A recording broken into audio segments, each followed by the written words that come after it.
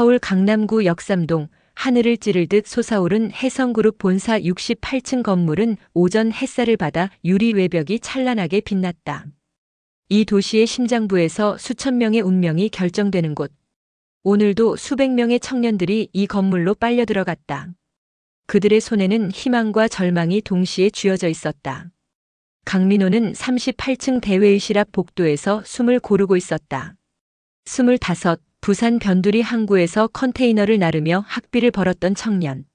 낡은 정장 안주머니에는 아버지가 몇 달치 생활비를 아껴서 마련해준 면접 정장이 담긴 영수증이 구겨져 있었다. 아버지, 꼭 붙을게요.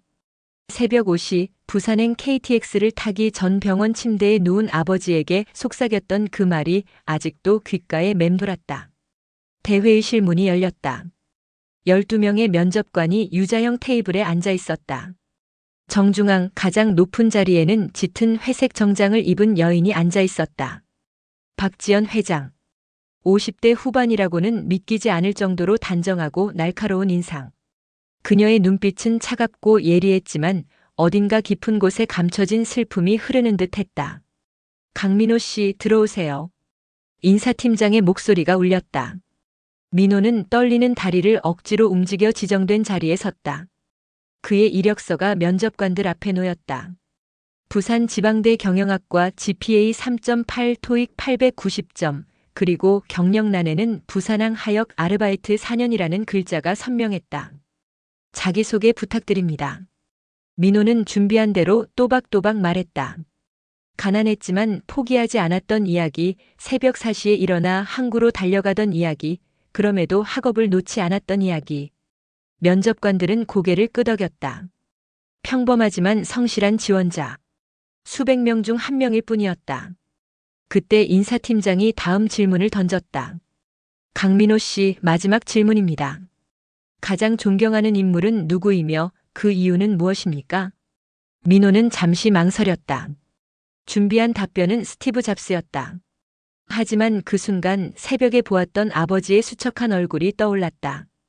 산소 호흡기를 끼고 힘겹게 숨을 쉬면서도 아들아, 잘하고 와. 아버지 걱정은 하지 말고라고 손을 흔들던 그 모습. 저의 아버지입니다. 민호의 목소리가 떨렸다. 이름은 강우철입니다. 평생 항구에서 일하시며 저를 키우셨습니다. 대학도 못 나오셨지만 제게는 세상 어떤 교수님보다 훌륭한 스승이셨습니다. 아버지는 제게 가르쳐 주셨습니다. 가난은 부끄러운 게 아니라 가난을 핑계로 포기하는 것이 부끄러운 거라고. 그 순간이었다. 탁. 중앙에 앉아있던 박지연 회장의 손에서 만년필이 떨어졌다.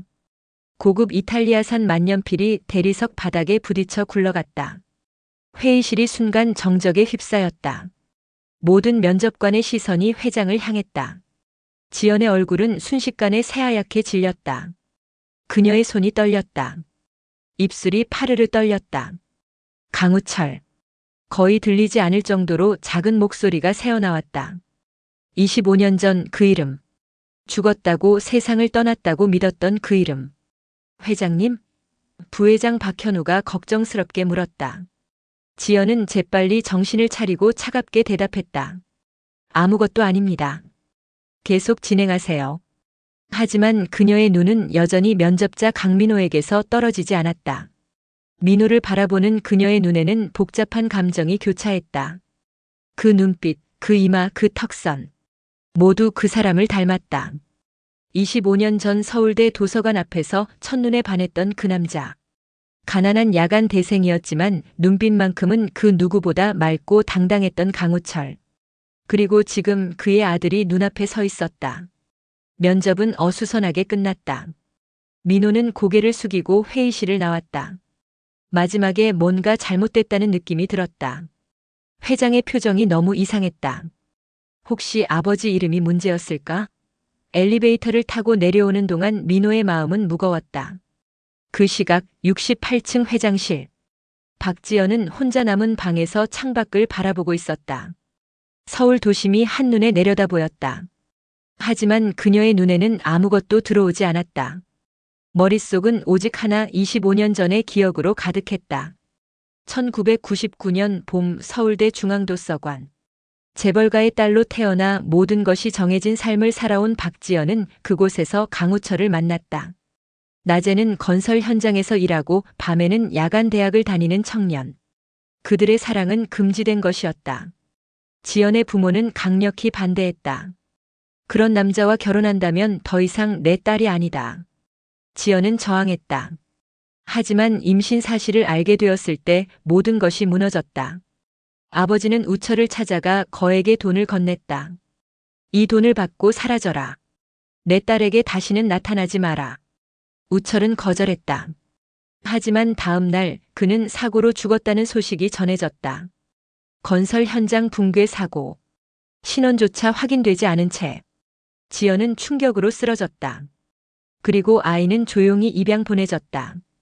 지연의 부모가 모든 것을 처리했다. 없던 일로 하자. 내 인생을 망치지 마라. 지연은 그렇게 모든 것을 잃었다. 사랑도 아이도 그리고 자신의 일부도. 그 후 25년 지연은 결혼도 하지 않고 오직 사업에만 몰두했다. 해성그룹을 한국 5대 기업으로 키워냈다. 하지만 밤마다 그녀를 찾아오는 것은 후회와 그리움뿐이었다. 그리고 오늘 그 이름을 다시 들었다. 강우철. 죽지 않았다. 살아있었다. 그리고 아들이 있었다. 지연은 떨리는 손으로 비서실로 전화를 걸었다. 지금 당장 강우철에 대한 모든 정보를 조사하세요. 현재 주소, 직업, 가족관계 모든 것을요. 한편 민호는 부산행 KTX에 몸을 실었다. 면접 결과는 2주 뒤에 발표된다고 했다. 하지만 민호의 마음은 이미 결과를 예감하고 있었다. 떨어졌을 것이다. 마지막 순간의 그 이상한 분위기. 회장의 충격적인 표정. 부산역에 도착한 민호는 곧장 병원으로 향했다. 3층 내과 병동 407호실. 아버지 강우철이 누워있는 곳. 60대 초반이지만 평생의 고된 노동으로 70대처럼 보이는 몸. 하지만 아들을 보는 눈빛만큼은 여전히 따뜻했다. 아들 어떻게 됐냐? 우철이 힘겹게 물었다. 잘 봤어요, 아버지. 이번엔 꼭 붙을 것 같아요. 민호는 거짓말을 했다. 아버지에게 걱정을 끼치고 싶지 않았다. 그래. 우리 아들 잘했구나. 우철은 만족스럽게 웃었다. 하지만 그 웃음 뒤로 기침이 터져나왔다. 격렬한 기침에 온몸이 흔들렸다. 담당 의사가 민호를 복도로 불러냈다. 강민호 씨, 솔직히 말씀드리겠습니다. 아버님 강우철 씨는 만성 신부전 말기입니다. 당장 신장이식 수술을 받지 않으면. 의사는 말을 잇지 못했다. 얼마나 시간이 남았나요? 민호의 목소리가 떨렸다. 길어야 6개월입니다. 하지만 적합한 기증자를 찾기가 쉽지 않습니다. 대기자 명단만 수천 명입니다. 민호는 주먹을 쥐었다. 제 신장을 드리면 안 되나요? 검사를 해봐야 합니다. 하지만 가족이라고 해서 반드시 적합한 건 아닙니다. 그리고 의사는 조심스럽게 말을 이었다. 수술 비용만 최소 8천만 원입니다. 8천만 원. 민호에게는 천문학적인 금액이었다. 통장 잔고는 120만 원. 학자금 대출은 2천만 원이 남아 있었다. 그날 밤 민호는 항구 근처 허름한 원룸으로 돌아왔다. 좁은 방 안에는 아버지와 자신의 짐이 뒤섞여 있었다. 책상 위에는 미납된 병원비 고지서가 쌓여 있었다. 민호는 그것들을 보며 한숨을 쉬었다. 핸드폰이 울렸다. 친구 윤성우였다. 야, 민호야. 오늘 면접 어땠어? 우리 한잔하자. 민호는 마지못해 성우를 만났다. 항구 근처 허름한 포장마차. 소주잔이 오갔다. 성우는 민호의 처진 어깨를 보며 물었다. 야, 떨어진 것 같냐? 모르겠어. 근데 뭔가 이상했어. 마지막에 회장이 갑자기 이상한 반응을 보이더라고. 회장? 박지연 회장 말하는 거야? 와, 너 회장까지 봤구나. 대단한데? 민호는 쓴웃음을 지었다. 대단하긴. 어차피 나 같은 놈은 안 뽑을 거야. 성우가 소주를 한 잔 더 따르며 물었다. 근데 민호야, 너 진짜 궁금한 거 하나 있는데. 니네 어머니 얘기는 왜 한 번도 안 해? 나 너랑 10년 넘게 친군데 어머니 사진 한 번도 못 봤잖아. 민호의 손이 멈췄다. 이 질문은 민호 자신도 평생 품어온 의문이었다. 나도 몰라. 아버지가 절대 얘기 안 하시거든. 어렸을 때 한 번 물어봤다가 엄청 혼났어. 그게 이상하지 않냐? 사진 한 장도 없다는 게. 혹시 무슨 사연이 있는 거 아니야? 민호는 대답하지 않았다. 하지만 마음속으로는 성우의 말이 맞다는 것을 알고 있었다. 분명히 무언가 숨겨진 비밀이 있었다. 그날 밤 민호는 취기를 안고 집으로 돌아왔다. 아버지는 병원에 입원해 있으니 집은 텅 비어 있었다. 민호는 아버지 방문을 열었다. 오래된 옷장, 낡은 책상, 그리고 서랍장. 민호는 알 수 없는 충동에 이끌려 서랍을 열기 시작했다. 첫 번째 서랍에는 오래된 영수증과 서류들이 있었다. 두 번째 서랍에는 아버지의 오래된 옷가지들이 있었다. 그리고 세 번째, 가장 깊숙한 서랍을 열었을 때 낡은 봉투 하나가 나왔다. 민호는 떨리는 손으로 봉투를 열었다. 안에는 사진 한 장이 들어 있었다. 흑백 사진. 젊은 시절의 아버지가 한 여인과 나란히 서 있었다. 여인은 우아한 원피스를 입고 있었다.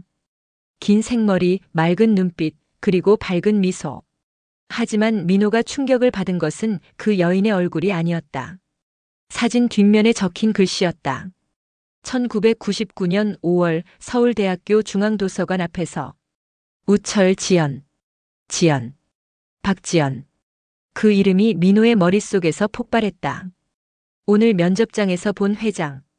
그 차갑고 냉정했던 여인. 그리고 아버지 이름을 듣고 충격에 휩싸였던 그 표정. 민호는 사진 속 여인을 다시 자세히 들여다봤다. 25년이 지났지만 얼굴 윤곽은 분명했다. 박지연 회장이었다. 그렇다면 이게 무슨 의미인가? 민호는 다음 날 새벽 일찍 병원으로 달려갔다. 아버지는 아직 잠들어 있었다. 민호는 침대 옆에 앉아 아버지가 깨어나기를 기다렸다. 손에는 그 사진이 쥐어져 있었다. 1시간 뒤 우철이 눈을 떴다. 아들의 심각한 표정을 본 우철은 무언가 예감했다. 아버지. 민호가 사진을 내밀었다. 이게 뭔가요? 우철의 얼굴이 굳어졌다. 그는 사진을 보더니 크게 한숨을 쉬었다. 어디서 찾았냐? 아버지 서랍에서요. 이 여자가 누구예요? 이름이 지연이라고 되어 있는데. 혹시 박지연 회장이에요? 우철은 대답하지 않았다. 그저 창밖을 바라볼 뿐이었다. 오랜 침묵이 흘렀다. 아버지, 제발 말씀해 주세요. 저한테 숨기지 마세요. 우철이 마침내 입을 열었다. 민호야. 그건 내가 알 필요 없는 일이다. 알 필요 없다고요? 저 어제 그 회사 면접 봤어요. 그 회장님이 제 아버지 이름 듣고 충격받는 거 봤다고요. 우철의 눈이 커졌다. 뭐? 내가 혜성그룹 면접을 봤다고? 네. 그런데 회장님이 제 아버지 이름 듣더니 갑자기 만년필을 떨어뜨리고 얼굴이 새하얘졌어요. 대체 무슨 사이셨던 거예요? 우철은 힘겹게 일어나 앉았다. 그의 얼굴에는 25년간 숨겨왔던 비밀의 무게가 드러났다. 민호야. 아버지가 젊었을 때 그 사람을 사랑했다. 하지만 우리는 너무 다른 세상 사람이었어. 그녀는 재벌가의 딸이었고 나는 가난한 야간 대생이었지. 그녀의 부모가 우리를 갈라놨어. 그럼 어머니는요? 제 어머니는 누구예요? 우철은 고개를 떨구었다. 너의 어머니는 일찍 돌아가셨다. 내가 태어나자마자. 민호는 느낄 수 있었다. 아버지가 거짓말을 하고 있다는 것을, 뭔가 숨기고 있다는 것을. 아버지, 진실을 말씀해 주세요. 민호야. 우철이 단호하게 말했다. 이 일은 여기서 끝이다. 절대로 서울에 가지 마라. 그 사람들과 엮이지 마라. 약속해. 하지만 아버지. 약속하라고. 우철의 목소리가 떨렸다. 그리고 격렬한 기침이 터져나왔다. 민호는 황급히 간호사를 불렀다. 그날 오후 민호는 병원 옥상에서 홀로 서 있었다. 부산항이 한눈에 내려다 보였다. 컨테이너를 나르는 크레인, 드나드는 배들, 그리고 그 속에서 일하는 사람들. 민호의 지난 25년이 그곳에 있었다. 하지만 이제 그는 알고 있었다. 자신의 과거에는 숨겨진 진실이 있다는 것을. 그리고 그 진실은 서울 저 멀리 68층 건물 안에 있다는 것을. 핸드폰이 울렸다. 모르는 번호였다. 민호는 전화를 받았다. 강민호 씨입니까? 해성그룹 인사팀입니다. 면접 결과를 알려드리려고 전화드렸습니다. 민호의 심장이 빠르게 뛰기 시작했다. 합격하셨습니다. 축하드립니다. 민호는 귀를 의심했다. 네? 정말요? 네. 다음 주 월요일 오전 10시에 본사로 출근해 주시기 바랍니다. 자세한 사항은 이메일로 보내드리겠습니다. 전화가 끊어졌다. 민호는 멍하니 서 있었다. 합격? 그 이상한 분위기 속에서 민호는 알 수 없었다. 이것이 기회인지 아니면 거대한 소용돌이로 빨려 들어가는 시작인지. 일주일 뒤 월요일 아침, 민호는 해성그룹 38층 신입사원 연수실에 앉아 있었다. 25명의 동기들이 함께했다. 모두 명문대 출신의 화려한 스펙을 가진 인재들이었다. 민호는 그 중에서도 가장 초라해 보였다. 오리엔테이션이 시작되었다. 그런데 이상한 일이 벌어졌다. 인사팀장이 민호를 따로 불러냈다.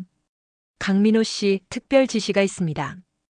당신은 다른 신입사원들과는 다른 부서에 배치됩니다. 어디로요? 회장 비서실입니다. 민호는 충격을 받았다. 회장 비서실? 신입사원이 가는 곳이 아니었다. 그곳은 최소 5년 이상 경력을 쌓은 인재들만 들어갈 수 있는 곳이었다. 하지만 저는 회장님의 직접 지시입니다. 질문은 받지 않습니다. 민호는 68층으로 올라갔다. 엘리베이터 문이 열리자 고급스러운 대리석 바닥과 현대미술 작품들이 늘어선 복도가 나타났다. 비서실 직원들은 모두 완벽한 차림새로 바쁘게 움직이고 있었다. 강민호 씨죠? 수석 비서 김지혜가 다가왔다. 40대 중반 냉철하고 능력 있어 보이는 여성이었다. 회장님께서 기다리고 계십니다. 들어가세요. 민호는 회장실 문 앞에 섰다. 깊은 숨을 들이마시고 노크했다. 들어오세요. 문이 열렸다. 넓은 회장실. 한쪽 벽면은 전부 유리창으로 서울 도심이 한눈에 들어왔다. 그리고 책상 뒤에 박지연 회장이 앉아 있었다. 25년 만에 다시 마주한 순간이었다. 아니, 정확히는 민호에게는 처음이었지만 지연에게는 잃어버린 아들과의 재회였다. 지연은 민호를 바라보며 천천히 일어섰다. 그녀의 눈빛은 복잡했다. 그리움, 후회, 슬픔, 그리고 어쩌면 희망까지. 앉으세요, 강민호 씨. 민호는 긴장한 채 앉았다. 지연도 다시 자리에 앉았다. 궁금하겠죠? 왜 당신을 합격시켰는지, 왜 비서실에 배치했는지. 네. 솔직히 이해가 안 됩니다. 지연은 잠시 망설이다가 말했다. 당신의 아버지 강우철 씨와 저는 오래전에 알던 사이입니다. 알고 있습니다. 민호가 조용히 대답했다. 사진을 봤습니다. 지연의 눈이 흔들렸다. 사진을. 1999년 서울대 도서관 앞. 두 분이 함께 찍으신 사진이요. 긴 침묵이 흘렀다.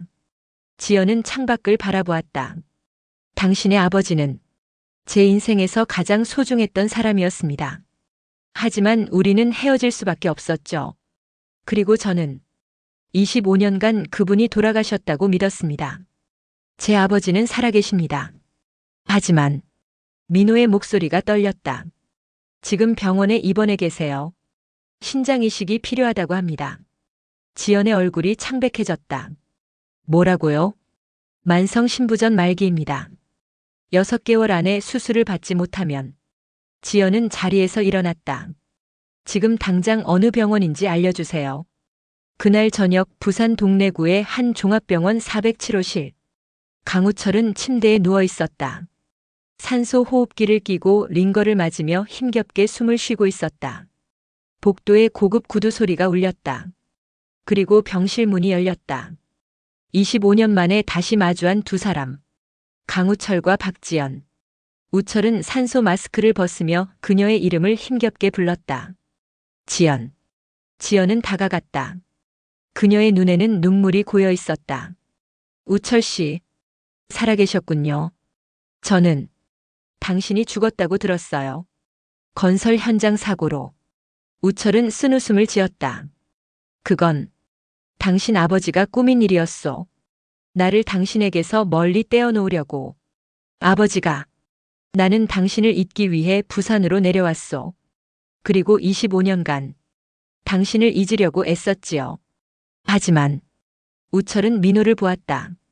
우리 아들을 키우면서 매일 당신을 떠올렸소. 지연은 민호를 보았다. 그리고 다시 우철을 보았다. 우리 아들이라고요? 당신이 나를 떠나기 전 임신했다는 사실을 알고 있었소. 하지만 당신 부모가 아이를 입양 보냈다고 들었소. 나는 평생 그 아이를 찾아 헤맸소. 지연은 무릎이 꺾였다. 민호가 황급히 그녀를 부축했다. 회장님, 그럼 이 아이가. 지연의 목소리가 떨렸다. 민호가. 그렇소.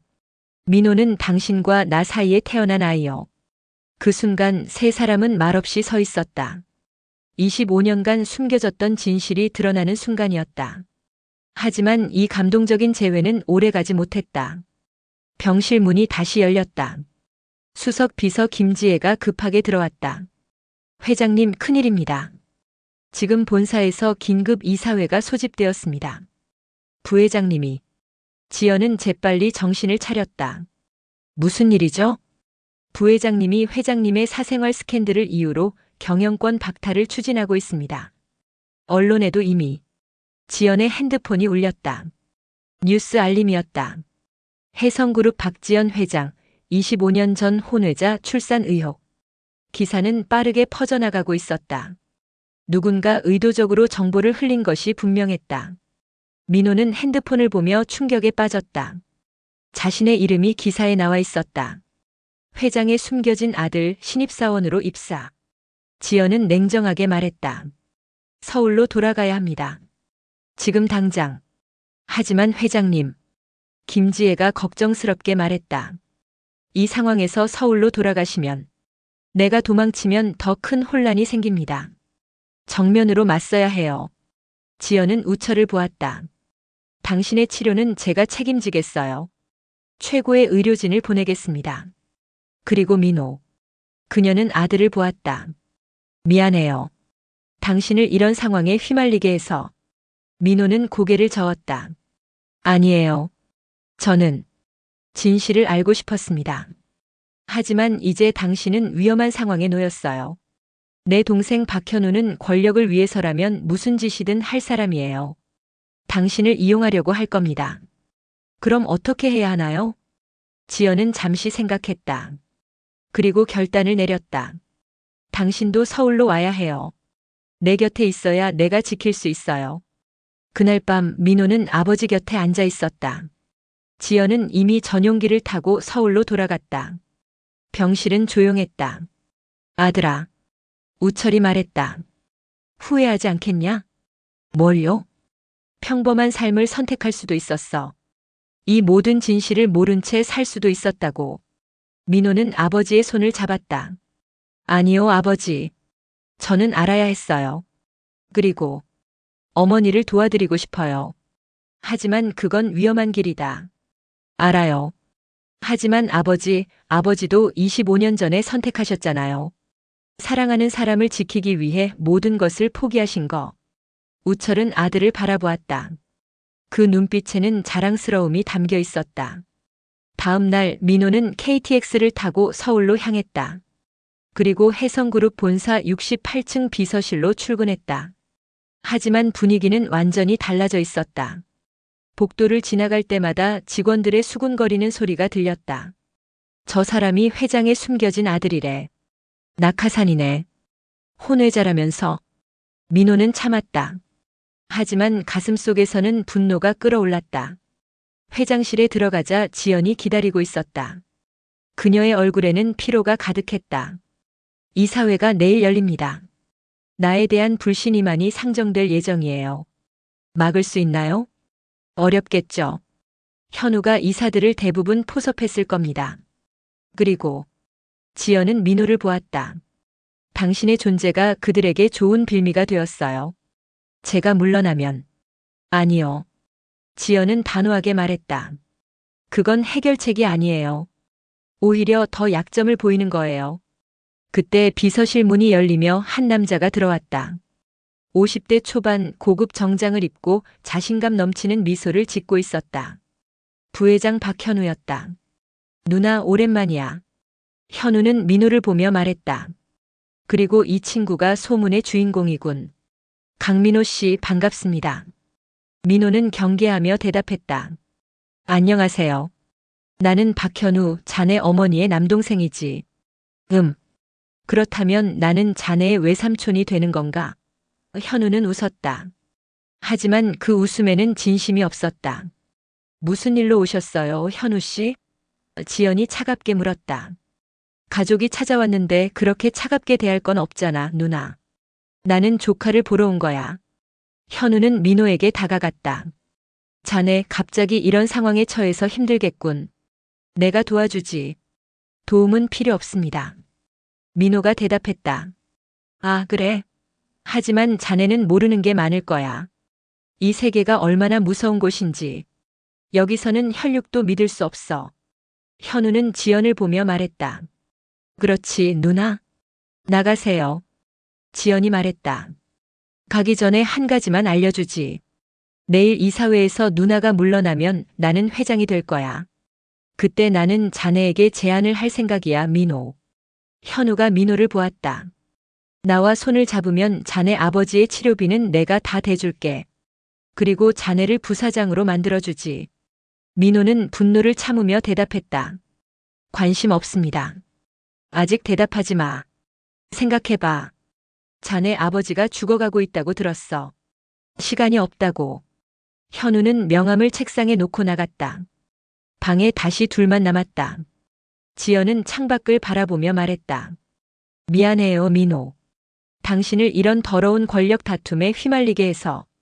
어머니. 민호는 처음으로 그 호칭을 사용했다. 지연은 놀라 민호를 보았다. 저는 도망치지 않을 거예요. 25년간 아버지가 혼자 저를 키우셨어요. 이제 제가 지킬 차례입니다. 어머니를 그리고 아버지를. 지연의 눈에 눈물이 고였다. 고마워요. 그날 밤 민호는 회사 기숙사에서 핸드폰을 보고 있었다. 뉴스는 온통 혜성그룹 스캔들로 가득했다. 주가는 폭락하고 있었다. 친구 성우에게서 전화가 왔다. 야, 민호야. 너 지금 뉴스 나오는 거 맞냐? 대박이다. 근데 괜찮아? 잘 모르겠어. 야, 솔직히 말해봐. 진짜 회장의 아들이야? 그런 것 같아. 미쳤다. 그럼 너 재벌이네? 아니야. 나는 그냥 혼란스러워. 민호야, 조심해. 돈이 많은 곳엔 위험도 많아. 너 혼자 감당할 수 있는 게 아니야. 전화를 끊고 민호는 창밖을 바라보았다. 서울의 야경이 펼쳐져 있었다. 화려하지만 차가운 도시. 다음 날 이사회가 열렸다. 30명의 이사들이 모였다. 박지연 회장과 박현우 부회장이 마주보고 앉았다. 현우가 입을 열었다. 오늘 이사회는 중요한 결정을 해야 합니다. 우리 그룹의 명예를 지키기 위해서요. 한 이사가 말했다. 회장님의 사생활 스캔들로 인해 우리 회사 주가가 10% 폭락했습니다. 투자자들이 불안해하고 있습니다.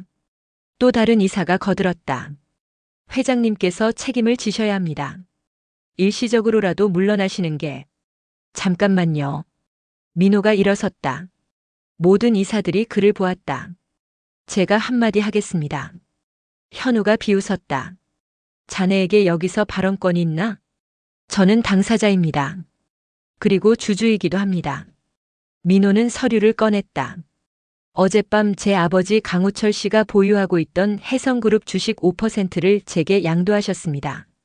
이사들이 웅성거리기 시작했다. 5%는 작지 않은 지분이었다.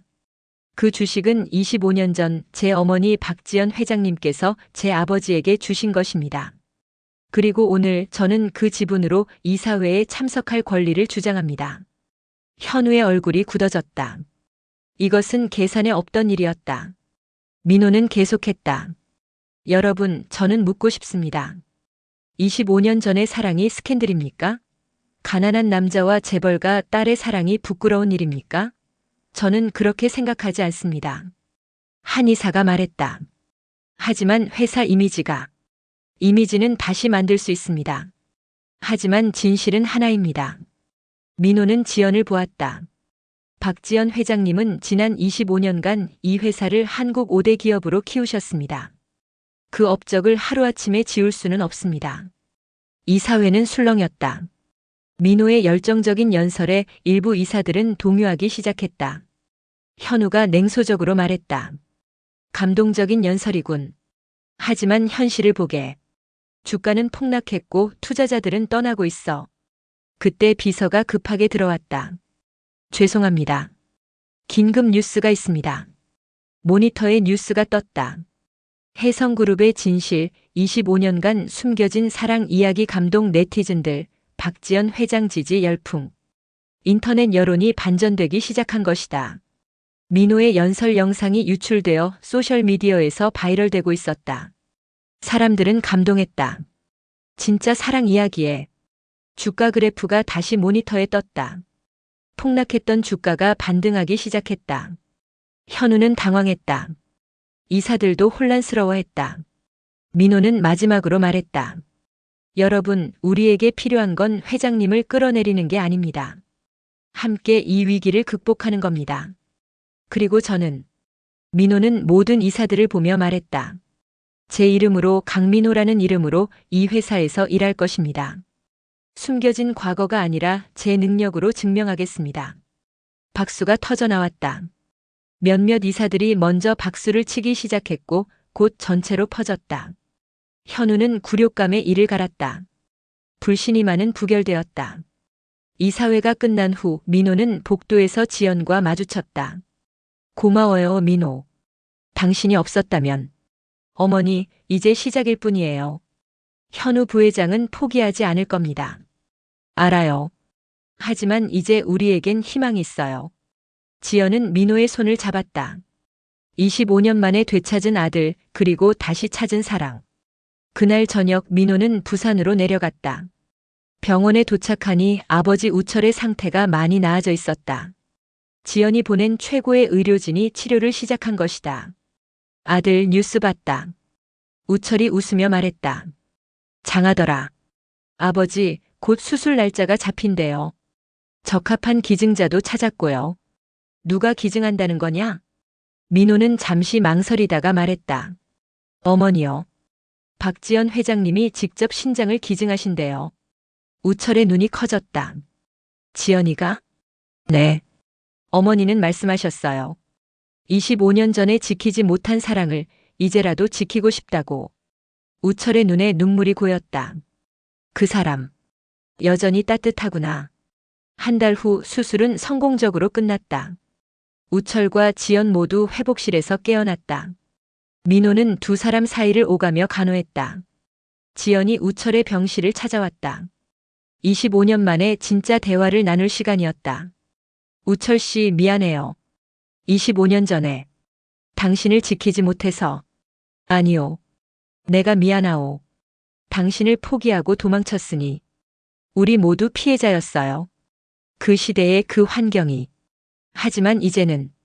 우철이 지연의 손을 잡았다. 다시 시작할 수 있지 않겠소? 지연은 미소 지었다. 너무 늦은 건 아닐까요? 사랑에 너무 늦은 건 없소. 민호는 문 밖에서 그 모습을 보며 미소 지었다. 25년 만에 재회한 사랑. 비록 우여곡절이 많았지만 이제 새로운 시작이었다. 하지만 모든 문제가 해결된 것은 아니었다. 박현우는 여전히 권력을 노리고 있었고 회사 내부에는 민호를 시기하는 사람들이 많았다. 어느 날 민호는 현우에게 불려갔다. 현우의 사무실 65층. 민호, 자네 요즘 잘 나가더군. 현우가 말했다. 무슨 일로 부르셨습니까? 제안이 있네. 자네 어머니와 나 그리고 자네. 우리 셋이 함께 회사를 이끌어가는 거야. 공동 경영 체제로. 거절하겠습니다. 왜? 자네에게도 이득이야. 당신은 어머니를 끌어내리려 했습니다. 그런 사람과 손잡을 수 없습니다. 현우의 표정이 굳어졌다. 그래? 그럼 전쟁이로군. 자네가 이 세계에서 살아남을 수 있을지 두고 보지. 민호는 돌아서며 말했다. 두고 보시죠. 그날부터 민호는 진짜 전쟁에 돌입했다. 신입사원이지만 회장의 아들이라는 위치. 그는 이 모순적인 상황을 극복해야 했다. 민호는 매일 새벽 5시에 출근했다. 누구보다 열심히 일했다. 실수도 많이 했지만 포기하지 않았다. 그리고 서서히 직원들의 인정을 받기 시작했다. 강 대리, 이 프로젝트 좀 봐주시겠어요? 민호 씨, 이번 제안서 정말 훌륭했어요. 낙하산이라는 꼬리표를 떼어내기 위한 민호의 노력이 결실을 맺기 시작한 것이다. 1년 후 민호는 해성그룹 전략기획팀 과장으로 승진했다. 실력으로 인정받은 것이다. 그리고 그는 회사의 새로운 성장 전략을 제시했다. 우리는 변해야 합니다. 단순히 이익만 추구하는 기업이 아니라 사회에 기여하는 기업으로. 이사회에서 민호는 새로운 비전을 발표했다. 친환경 에너지 사업, 사회공헌 프로그램, 그리고 공정한 노동 환경 조성. 지연은 아들의 발표를 듣으며 자랑스러워했다. 그는 단순히 재벌 2세가 아니었다. 진짜 리더였다. 현우는 여전히 반대했다. 그런 이상주의로는 기업이 생존할 수 없어. 하지만 이사회는 민호의 손을 들어주었다. 시대가 변하고 있었다. 그리고 해성그룹도 변해야 했다. 2년 후 강우철과 박지연은 조용한 결혼식을 올렸다. 부산 해변의 작은 예식장. 하객은 많지 않았지만 따뜻했다. 민호는 아버지의 들러리를 섰다. 그리고 어머니가 웨딩드레스를 입고 들어오는 모습을 보며 눈물을 흘렸다. 25년을 기다렸지만 후회하지 않습니다. 우철이 지연에게 말했다. 나도요. 이제 우리는 진짜 가족이에요. 지연이 대답했다. 민호는 두 사람을 보며 다짐했다. 이 사랑을, 이 가족을 지키겠다고. 그리고 5년 후 민호는 해성그룹의 부사장이 되었다. 35세의 젊은 나이에 최연소 부사장. 하지만 아무도 그를 낙하산이라고 부르지 않았다. 그는 실력으로 증명했다. 박현우는 결국 회사를 떠났다. 권력 다툼에서 진 것이다. 하지만 그는 마지막에 민호에게 말했다. 자네가 이겼군. 인정하지. 싸움이 아니었습니다. 가족을 지키는 일이었습니다. 현우는 쓴웃음을 지으며 떠났다. 어느 저녁 민호는 68층 회장실에서 서울 야경을 바라보고 있었다. 10년 전 이 건물에 처음 왔던 그날이 생각났다. 두려웠지만 포기하지 않았던 25세의 청년. 무슨 생각해? 지연이 들어왔다. 옛날 생각이요, 어머니. 10년 전 이 자리에 처음 섰을 때요. 많이 변했죠? 네. 하지만 변하지 않은 것도 있어요. 가족을 지키겠다는 마음. 지연은 아들의 어깨에 손을 올렸다. 자랑스러워요, 민호. 고맙습니다, 어머니. 그리고 민호는 창밖 부산 방향을 보며 말했다. 아버지도 자랑스러워 하실 거예요. 강우철은 이제 건강을 되찾아 부산에서 평화롭게 살고 있었다. 가끔 서울을 방문해 가족과 시간을 보냈다. 민호는 다짐했다. 앞으로도 이 길을 걸어가겠다고. 숨겨진 과거가 아니라 당당한 현재로, 그리고 희망찬 미래로. 비밀의 유산은 더 이상 비밀이 아니었다. 그것은 사랑의 증거였고 가족의 힘이었으며, 그리고 새로운 시작이었다. 해성그룹 본사 옥상에서 바라본 서울의 밤. 수많은 불빛이 반짝였다. 각각의 불빛마다 이야기가 있고 꿈이 있고 사랑이 있을 것이다. 민호는 미소 지으며 생각했다. 나의 이야기는 여기서 끝나지 않는다. 이제 시작일 뿐이다. 그리고 그는 새로운 내일을 향해 걸어갔다. 강민호라는 이름으로 당당하게 자신의 길을.